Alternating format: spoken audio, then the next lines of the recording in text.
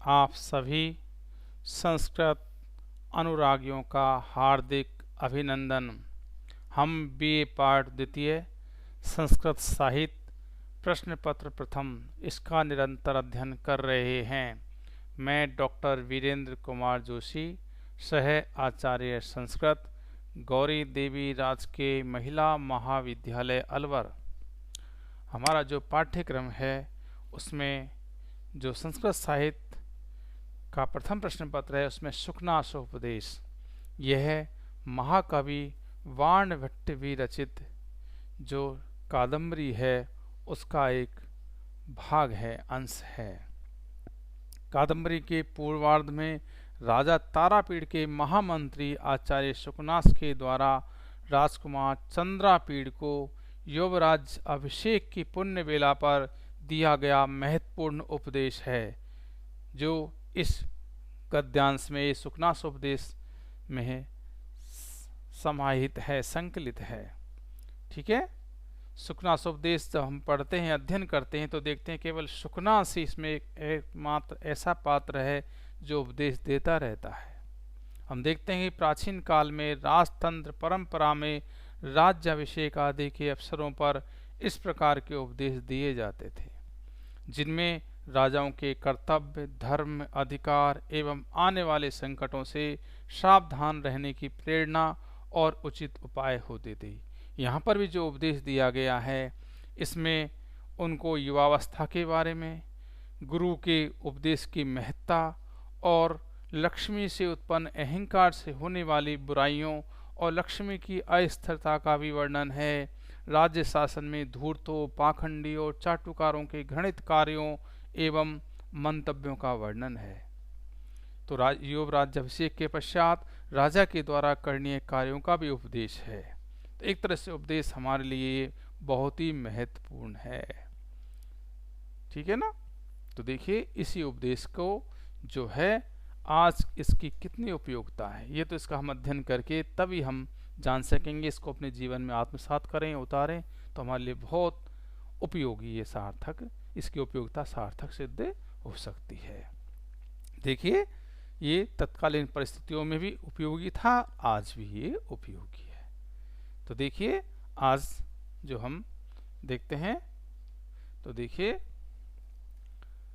जो आज का गद्यांश है, मदन सर मर्महाता इव मुख भंग सहस्राणी कुर्वते, धन ऊष्मणा पच्यमाना इव विचेष्टन्ते, गाढ़ प्रहाराधा इव अंगानी न धारयन्ति। ठीक है ना।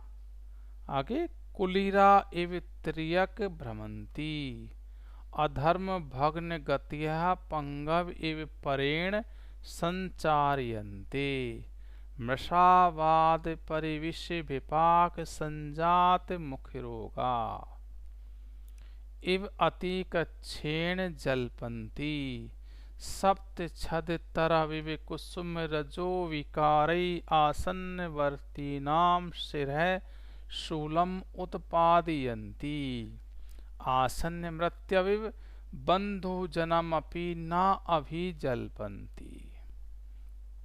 तो यहाँ पर देखिए मदन सर जो मदन कामदेव है उसके सर्ववाणों से मर्महाता इव मर्म स्थल पर, इव चोट खाए हुए के समान, मुख भंग सहस्त्राणी, मुख की चारों प्रकार की भंगिमाएं, यानी मुख को विकृत करना, सहस्त्राणी अनेकों प्रकार से, कुर्वते करते हैं, धनो ऊष्मणा, धनुष्मणा धन की गर्मी से, पच्यमाना एव पकाए हुए से। ठीक है। पच्यमाना पकाए हुए से, विचेष्टन्ते चेष्टा करते हैं, गाढ़ प्रहार आहता इव अंगानी न धारयन्ति, गाढ़ प्रहार, गाढ़ गहरी, प्रहार चोट से, आहता घायल हुए से, अंगानी इव मानो, अंगानी अंगों को, ने नहीं धारयंती धारण करते हैं। ठीक है, तो देख लीजिए कि बस पर मदन सर मर महाता एवं मुख्य भंग सहस्त्राणी कुर्वन्ते। सहस्त्राणी कुर्वन्ते, तो देखिए कामदेव के बाणों से मर्माहत हुए से मानो हजारों प्रकार की मुख्य भंगिमा या मुख्य विकार बनाते हैं।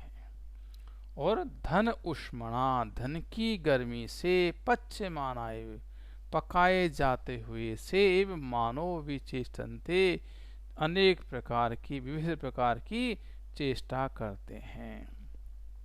और गाढ़ प्रहार हता, मानो गहरी चोट से घायल से एवं मानो अंगानी अंगों को न धारयंती धारण नहीं करते हैं। तो देखिए एक बार कि कामदेव के बाणों से मर्माहत हुए से मानो हजारों प्रकार की मुख्य भंगिमाएं बनाते हैं। और धन की गर्मी से पकाए जाते हुए से मानो विविध प्रकार की चेष्टाएं करते हैं। मानो गहरी चोट से घायल से अंगों को बिना आश्रय के धारण नहीं करते हैं।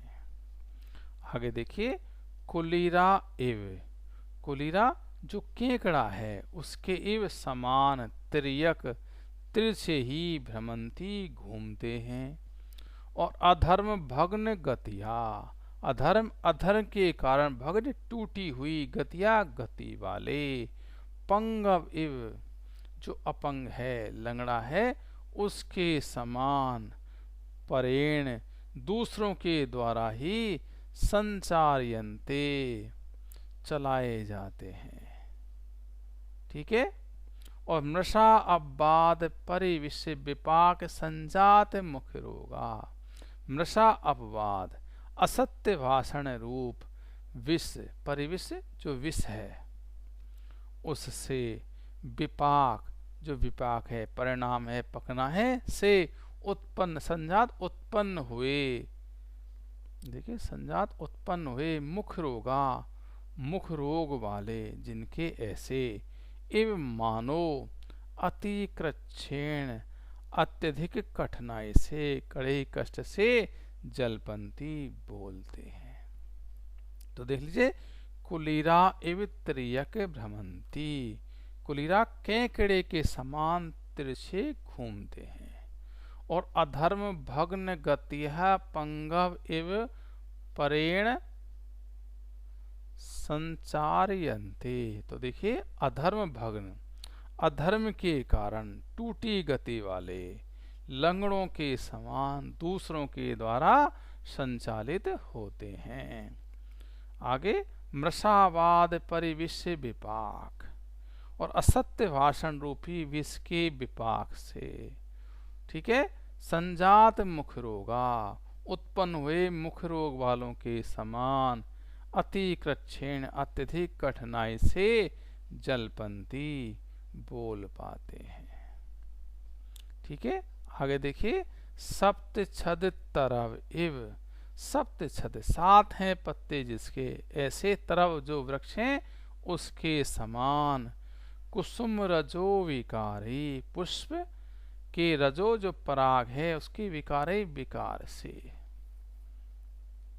ठीक है, आसन्नवर्ती नाम सिर है, आसन्न जो समीप में स्थित हैं उनके सिर है, सिर में सूलम पीड़ा को वेदना को उत्पादयन्ती उत्पन्न कर देते हैं पैदा कर देते हैं।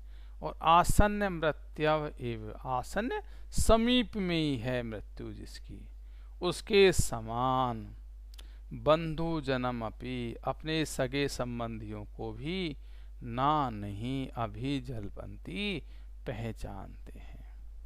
तो ऐसे सप्त छद तरफ एव, सप्त छद जो विकृत पुष्प है, सप्त छद नाम का पुष्प है उसके कुसुम रजो विकारे पुष्प पराग से समीप स्थित आसन्नवर्ती नाम जो लोग समीप में स्थित हैं उन व्यक्तियों के सिरो वेदना पैदा करने वाले हैं। ठीक है, और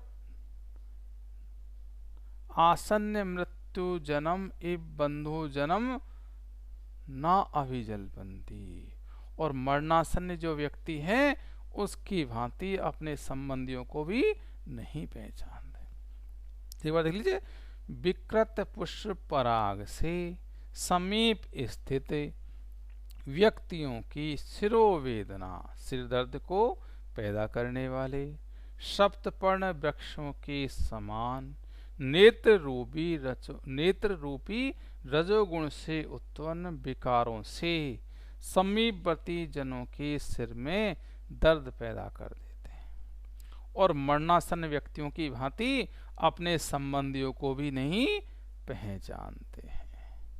ठीक है ना, हो गया स्पष्ट। एक बार आप इसको इस तरह से भी देख सकते हैं भले ही आप। तो देखिए कि मदन सर मर्म हाथा, यहीं से देख लीजिए कि कामदेव के बाणों से मर्म स्थल पर चोट खाए हुए से मुख टेढ़ा कर लेते हैं, अर्थात अनेक प्रकार की मुख भंगिमा व्यक्त करते हैं। आगे धनुष्मणा कि धन की गर्मी से पकाए जाते हुए के समान चेष्टा करते हैं, अर्थात छटपटाते हैं। और गाढ़ प्रहार कि कठोर प्रहार से आहत हुए के समान अंगों को मानो धारण ही नहीं करते, अर्थात स्वयं चल फिर तक नहीं सकते। ऐसे कुलीरा एव कि केकड़े के समान तिरछे चलते हैं। ठीक है, अधर्म भग्न गतिया, अधर्म के कारण गति भंग हो जाने से पंगु के समान दूसरों के द्वारा चलाए जाते हैं। मृषावाद मिथ्या भाषण रूपी विष के फैलने से उत्पन्न मुखरोग हो जाने के कारण बड़ी कठिनाई से बोल पाते हैं। और सप्त छद तरव इव, और अपने पुष्प पराग से समीपवर्ती लोगों को सिर दर्द पैदा कर देने वाले सप्तवर्ण वृक्ष के समान निकटस्थ जनों में शिरोवेदना कर देते हैं। और आसन्न मृत्यु बंधु जन्म अपनी ना अभिजल्पन्ति, और मरणासन व्यक्ति के समान स्वजनों तक को भी नहीं पहचानते। ठीक है ना, तो यहाँ पर कहने का भाव यह है कि जो ऐसे लोग होते हैं उनके मुख की भाव भंगिमा बदलती रहती है, सदैव एक छटपटाहट रहती है कि जैसे कहीं आग में तप रहे हो। वस्तुतः वह धन की आग होती है। वे दूसरों के इशारों पर चलते हैं, विचार करते हैं, अतः ऐसा लगता है जैसे वे पंगु हो गए हों, मुख रोग हो गया हो, इसलिए वो बोल नहीं पाते।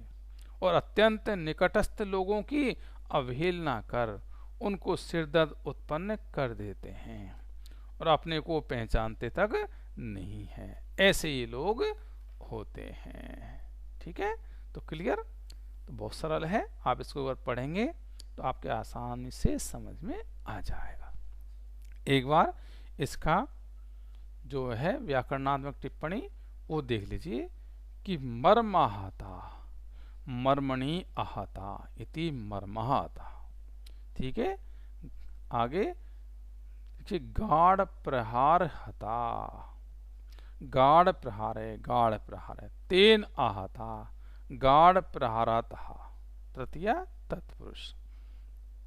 ठीक है ना, आगे मृषावाद परिविश विपाक संजात मुख रोगा इवि अतिकक्षेण जलपंती। देखिए, तो इसका सामान्य रूप से देखें तो झूठ कहने से हो गया है मुख रोग जिनके, ऐसे व्यक्ति बहुत ही मुश्किल से बोल पाते हैं। इस तरह मिथ्या भाषण से राजागण भी मुख रोग से ग्रस्त हो जाते हैं और वे सर्व सामान्य से नहीं बोल पाते। ठीक है ना, तो हो गया, चलो ठीक है। अब आगे देखिए कि सप्त छद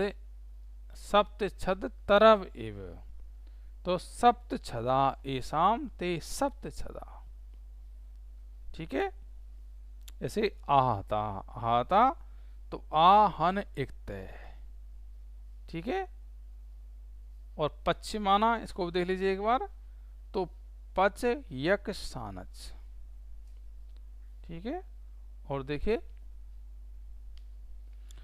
पार्श्ववर्ती नाम, ये आसन्नवर्ती नाम है ना, आसन्न वर्तते इतीव आसन्नवर्ती नाम।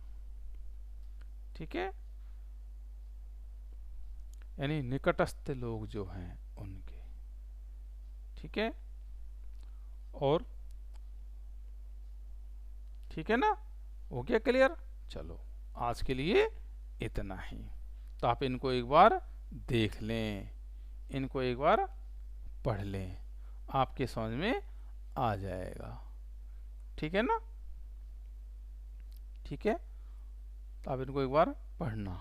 ठीक है, तो देखिए जो था ना, आसन्नवर्ती नाम, आसन्नवर्ती नाम, आसन्नवर्ती नाम निकटस्था समीपवर्ती नहीं, ये जना तेषाम आसन्नवर्ती नाम। ठीक है, चलो अच्छी बात है। यहाँ पर हम अब इसको आज इतना ही यहीं विराम देते हैं। ठीक है, तो आगे इस बाद में देखेंगे। तो आज के लिए इतना ही। जयतु संस्कृतम जयतु भारतम।